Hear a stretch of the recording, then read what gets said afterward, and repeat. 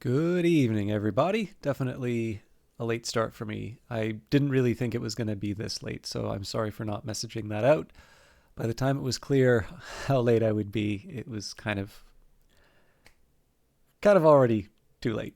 Um, so I'm going to try and do my best to do a full duration for the stream. But I am at the point, maybe just for reference, like I once upon a time sat down and figured out, okay, so if I want to do a full on, 3 hour stream and, get up not just in time for work, but to try and do a few other things and so on and so forth.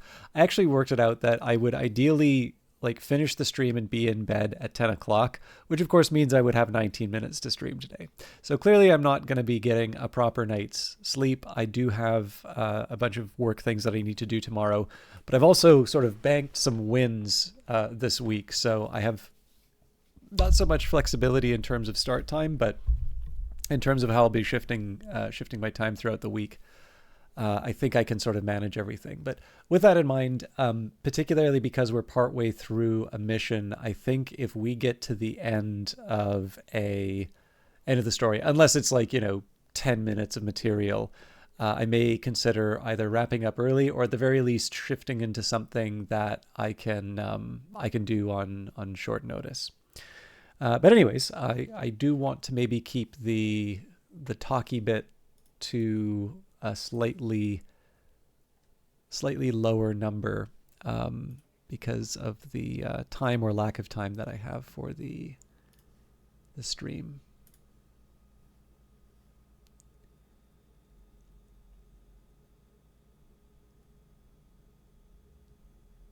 And of course now I'm sure it'll come up. Now actually I'm curious about one thing. So I do kind of like I don't really know why this came up for me. I realize the game isn't apparent on the screen, but it should come up in a little bit. One of the things I find kind of fun about the Phoenix Wright Ace Attorney series, or I mean, in reality, I've only played this first game, but Vesper was kind enough to give me, that's Vesper Fortune VT, he is on Twitch, so possibly on YouTube too, but I only know him on Twitch. So you can thank him for either the desecration of your favorite game or the enjoyment of seeing me run through it. Now, I don't know that much in terms of the inspirations for the series, but I am kind of struck about how well the format sort of works in terms of just, the kind of cop and lawyer shows that you'd see. So like Law and Order is a great example of this. There's it's a chain coffee shop that I've been going to a bit more recently because it's open late. But one of I think he's like an evening manager there, but we got to talking a little bit, and he definitely prefers television and definitely like really has a subset of shows that he's all about. So was it NCIS is one of them? Now I've never seen it, but apparently it's like a super long run. I am aware of the show. Like it feels like that has just basically been on television forever. It's like the Simpsons of television. But he also mentioned really liking Law and Order, and so I'm familiar with Law and Order. That's also another sort of infinitely lived. Well, I guess SVU is probably like the longest lived one.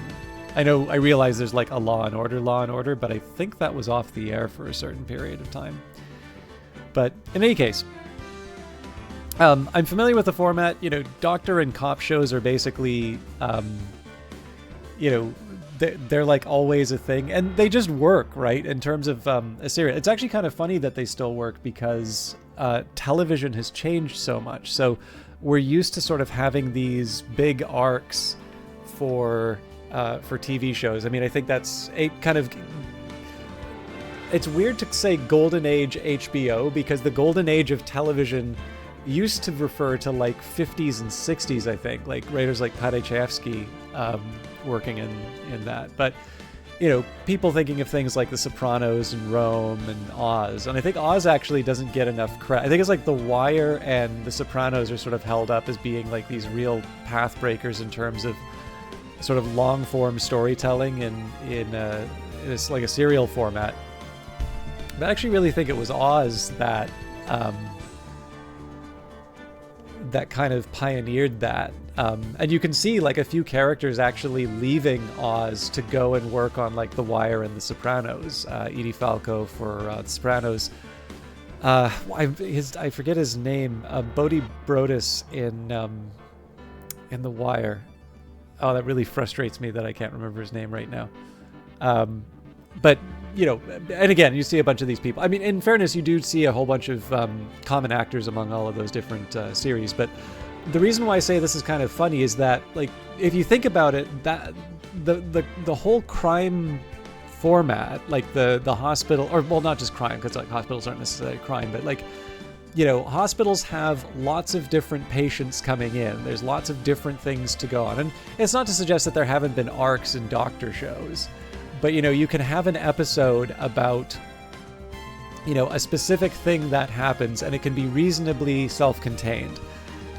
For police shows, even more so, right? Like the standard format is you have a crime that is committed in an investigation, right? So like Columbo, right? You get to see how it was done, and then you get to see how Columbo makes sense of it all and catches the guy, and, you know, you're done, right? You have this sort of, it's like a short story in terms of cinema. Whereas now, you know, you can think of like a Breaking Bad or, you know, Game of Thrones, and like the whole idea of those is really like, if you miss an episode, you're going to be confused. It's like if you walk out of the room, you know, during The Godfather for like 45 minutes and then come back, like you're gonna wonder why things are the way that they are, or at the very least, maybe some of the motivations of the characters won't be as clear as to someone who has watched the whole thing. So again, this is the style of TV, and it's one that works great for the streaming format, which is of course the way I think a lot of us are watching these shows now.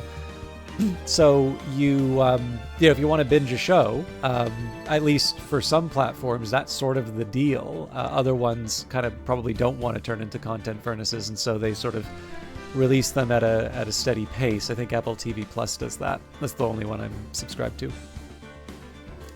But again, you know, our tastes in terms of television have changed quite a bit, and yet the law format still kind of works. And so I've been thinking about it the more that I play. And sorry, I did say the talky bit at the start. I think it's at least fair game to talk a little bit about the game in light of these series. Yeah, I've been kind of thinking a little bit about how sort of this, I don't know how much this was inspired by sort of the episodic structure of something like a Law and Order. And obviously Law and Order has its police side, the investigation side, and the court side. And in this case, you know, Phoenix Wright really does seem to be going to locations. Now, of course, he's a defense attorney, so he's doing his own sort of investigations. So to a certain extent, you do have a very similar structure to what I think most people would consider to be a standard cop show. How you doing, Vesper? Good to see you.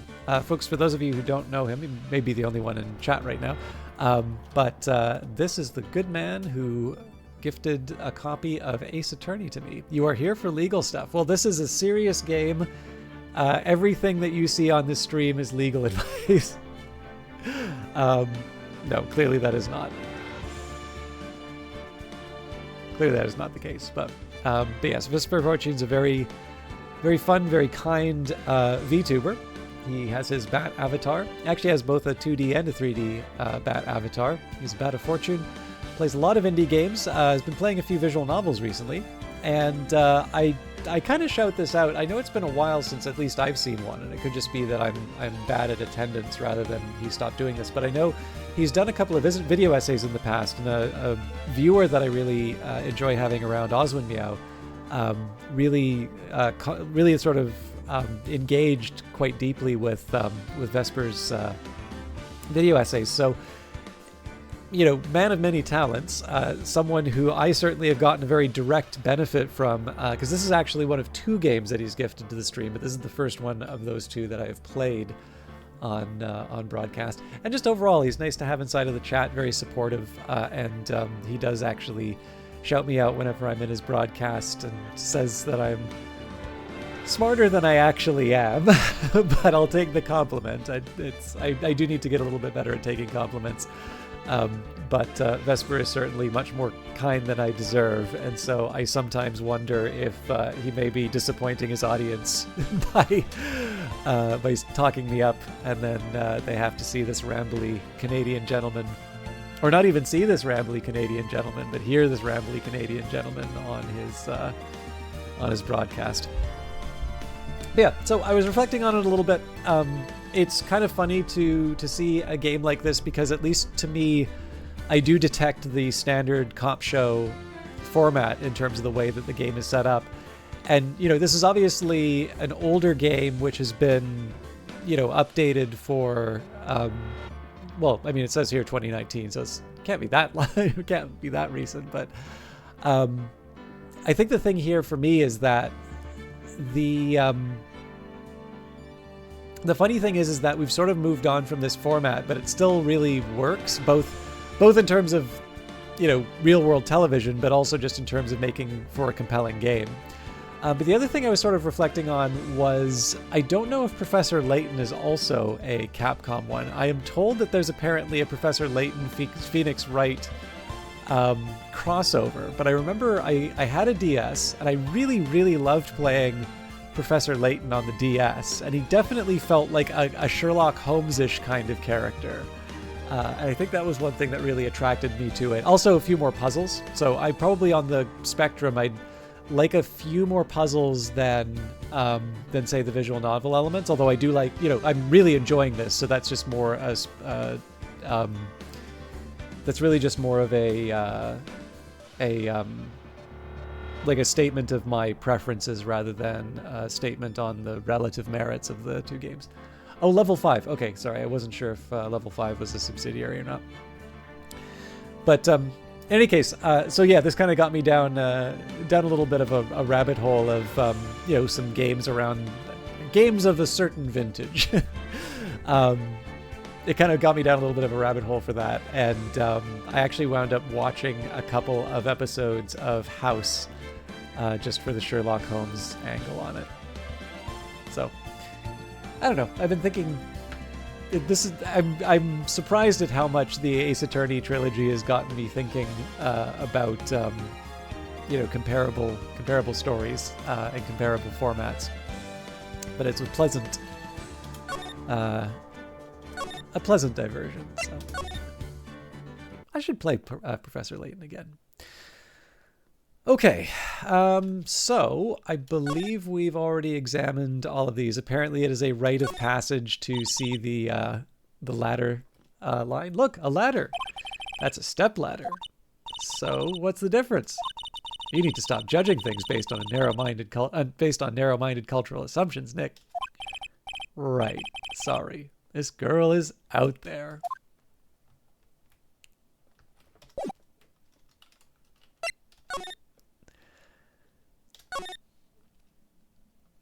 So I can't remember if we had examined. Actually, I think these reset. No, we've. Oh. It says welcome. They let people in here when they're not filming, right? Nick, let's come here someday. What do you say?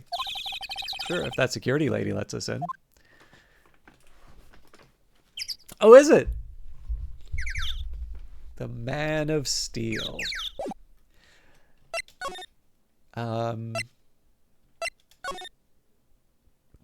So Studio 2 was the big mystery for me. Oh, of this particular game, gotcha.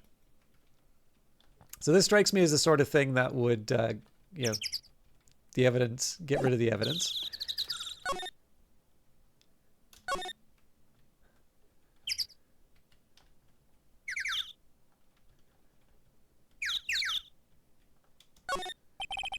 Try the door, it's locked. Key is probably in the security guard station. I doubt they'd let us borrow it. Right, so...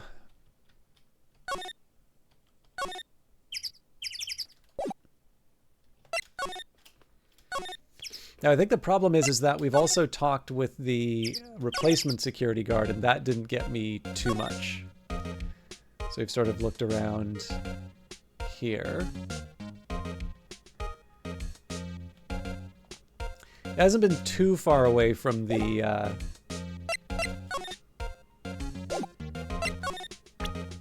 last entry. Say, you work with the props, right? About that murder weapon. You mean the samurai spear?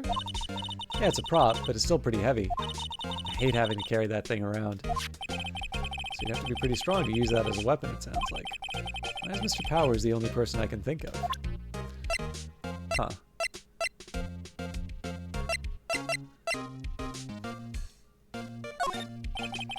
Just take a look at this. That's Mr. Powers. Why is he dragging his leg like that? What is this, anyway? Looks like she didn't know about this photo or the injury that morning. Never mind.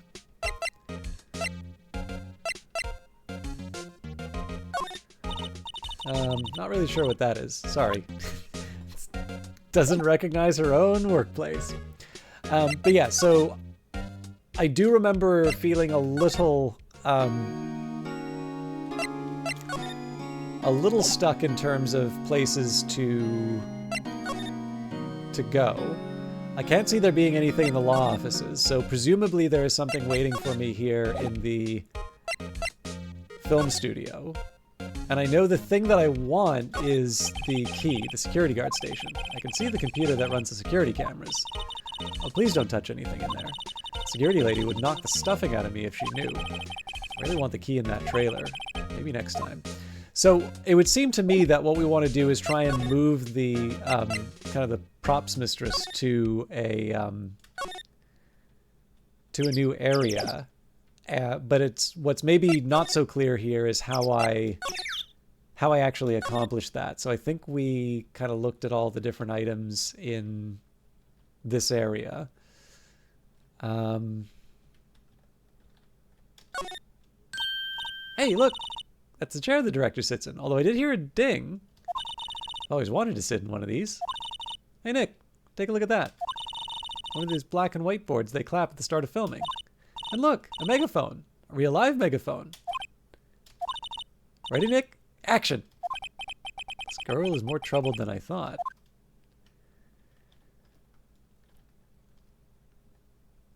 But yeah, so like the signal that I'm kind of getting from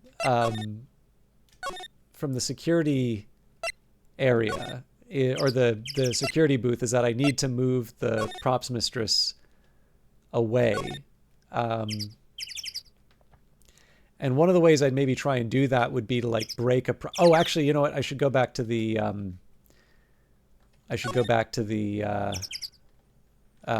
what is it? The place everybody started in, the actors area, green room or whatever it was. Wait, is that not an option now?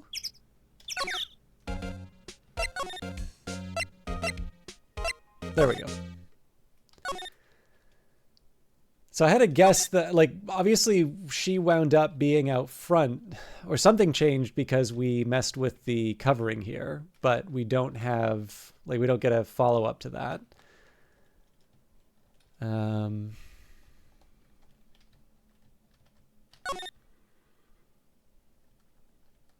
Okay, so the door isn't examined, so I'll follow up on that. That must be the storage room. That's where they keep all the film equipment. Wow, Nick, you know a lot about the industry. Where else would they keep it? Sorry, what else would they keep in a film studio? Let's see, cola, candy, chips, gum. Huh, it's so normal. I was expecting some cool theme snacks or something. Popcorn, at least. Wait, look! Samurai soda. Nick, try this. Be my guest. Okay. Oh, too bad it's sold out. Yeah, so it's so far as I can tell from the game, the only way that I can sort of be penalized is by just randomly trying stuff in the actual trials. And I've, like, every once in a while, I've noticed that a couple of times I get maybe a little too clever for my own good. So there have been like some some times where I anticipate the correct answer, but I need like a couple of steps of logic there. So it's a sort of, and this is like, you run into this problem if you have to write for like work. Generally, if you have to write for work, you need to bring people to, your way of thinking or, to your conclusion, but you can't necessarily take, you can't take your assumptions for granted, right? You are, unless you are writing purely for yourself, you need to think about where other people may be coming from and bring them over to that point of view, as opposed to, as opposed to just saying, is like, well, yeah, because my political party is the best, you should vote for them. Well, the whole process of voting is kind of establishing, people's feelings as to the statement about whether or not that party is the best. Or probably more accurately, what that definition of the best is. So yeah, it's just one of these things. It's something I'm almost certainly going to be running into for like the rest of my working life. I'm almost like, let's be real, like my whole life. But you can do it better and worse. And clearly in a game, that's even going to be a little bit more rigid, just because, sorry, my window.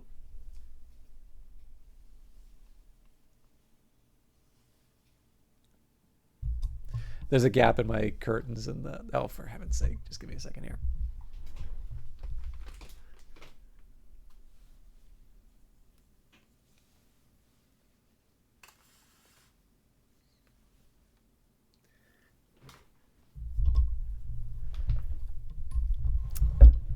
I have some curtains that are like really good for blocking out the light, but the catch is that because they're so good at it, whenever I have like a crack open and a car goes by, the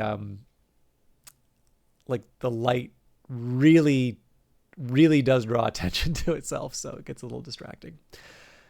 But yeah, no, it's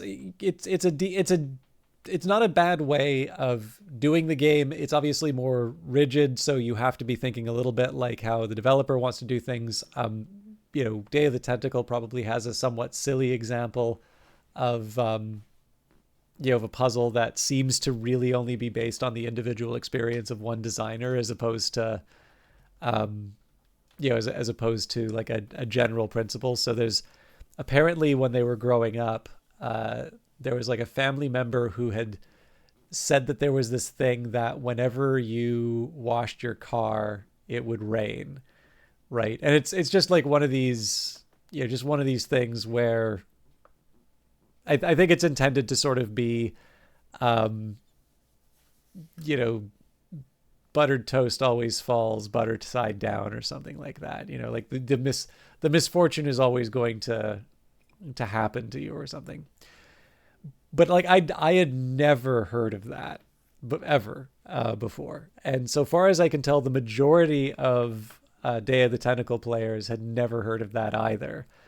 So there was when you know that information, it's actually a fairly clever puzzle where, in order to get Ben Franklin to get electrocuted by a key tied to his kite, you need to summon a thunderstorm. And it's clear that you need to summon a thunderstorm. And you do this by washing a dirty carriage. You get a bucket, you get some soap, you start washing the thing. And then the rain comes, and that's how the storm starts. And I believe the game actually does go so far as to say that is a thing, but they only say that after the puzzle is finished.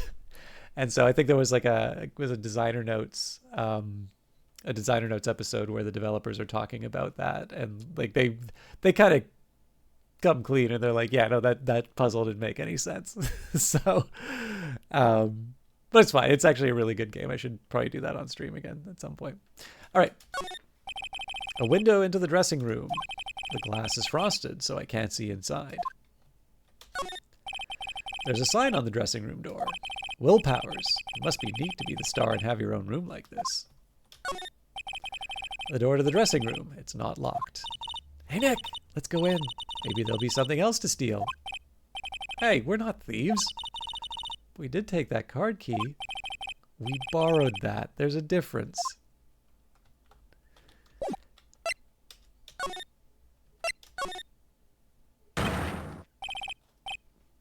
WTF? Who are you dudes, Lamo? Huh? Wait, you first. Who are you? You look pretty suspicious to me. Whatever, lamers. How could you not know the great Salmonella? I make Talit shows! The Steel Samurai. Mine. RTFC. Read the film credits. Really? You're the Salmonella? I'm so sorry. You looked so... sorry. No, quite alright, really. It's fine, Raffle. What is it? You know, on closer inspection. Yeah. Hot, hot, hot! Hey, did you do a lot of cosplay? Because that costume rocks oars. Rocks oars? What? Hey, you're drooling. Huh? Lol. Buffer overrun. You've triggered my creative powers. Yes, it's coming to me. Pink Princess. The sequel to Steel Samurai, Pink Princess, warrior of little old Tokyo. Raffle Lamo. Pink Princess? That's gotta be little old Tokyo. What are you talking about? He's my people, Vesper. Why can't I have a cool name like Neo Old Tokyo? Maya, we really need to talk about cool. So I'm gonna guess the there's a bunch of snacks on the table. I must give these to the employees. Hey, Nick! What now? The snacks. There was twice as much here before. I ate them. They were past their expiration date anyway. Raffle. She's biting her lip and staring at me with tears welling in her eyes.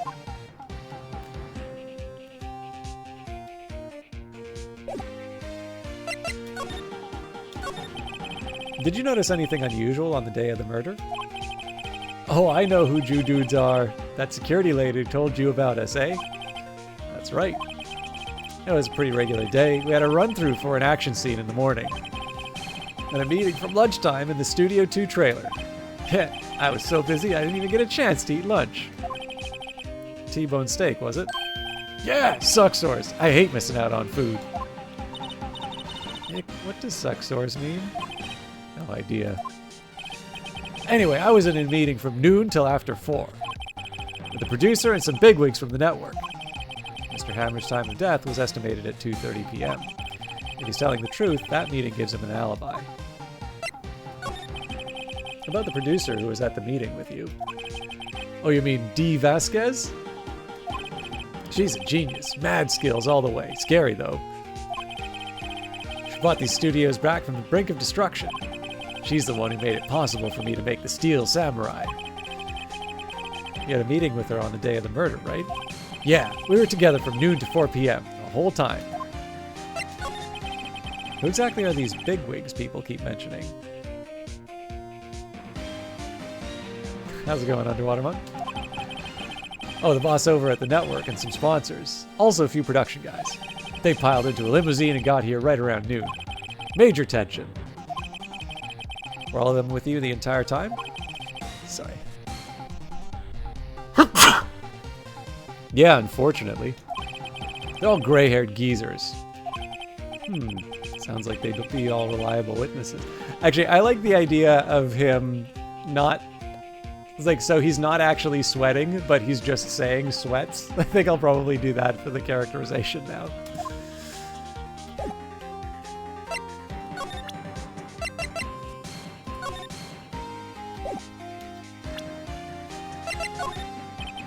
Try not to pay much attention to things that don't interest me. Lol. Why are you staring at me like that?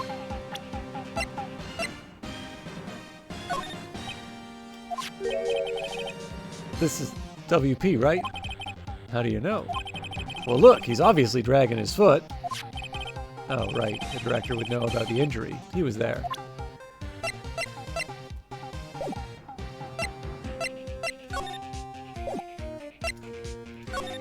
So does the fact that... I wonder if the fact that I've talked with this guy now means that there's an opportunity to visit the trail. Well, let's present him the guide map. I don't really see why. Yeah.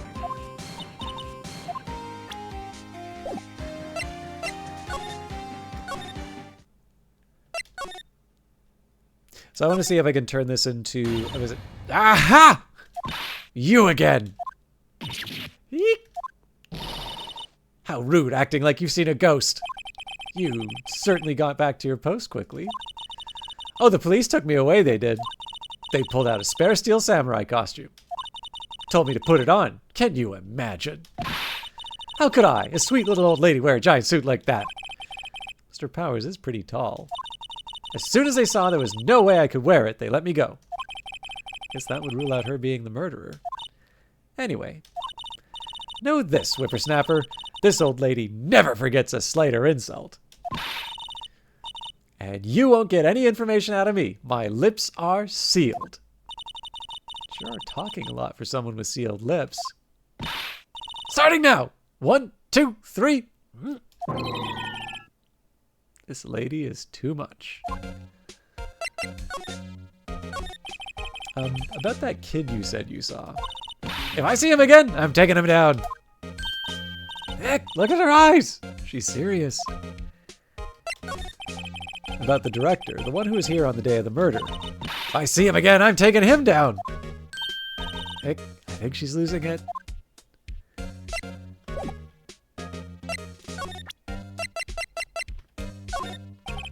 have a feeling she's not going to respond well to anything I show her now. So, obviously... Security guard station. I can see the computer that runs the security cameras. Hey! No touching!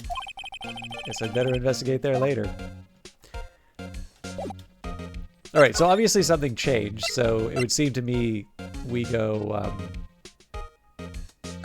back to Studio 2, because that's the one place we really haven't properly looked. Although, checking out the trailer door, it's locked. He is probably in the security guard station. Doubt they'd let us borrow it. Okay. So the other option, although I guess if we'd already...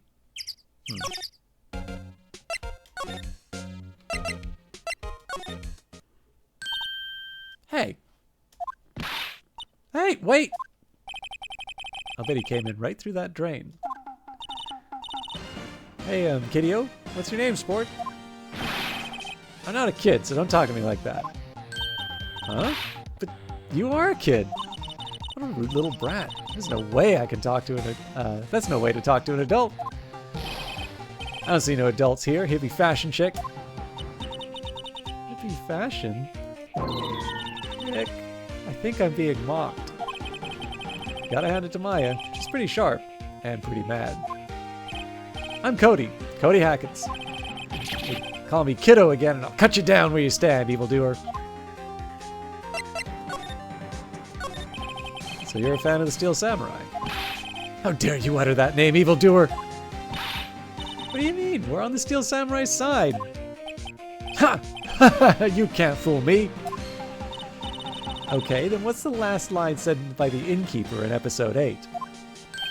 Ha! Easy. Like some fries with that? Not bad, kiddio. Watch it. What are they doing? Say, you heard anything about the incident the other day? You were here, weren't you? Did you see anything? Cody is the Kuno of the Ace Attorney universe. And I hope at least one of you knows what I mean by that. He always, the Steel Samurai always wins. Always. Yeah, I saw him. I saw everything. What? No way am I telling you, you losers. Wait. Let me go. He's gone. Huh? It's a Disco Elysium reference.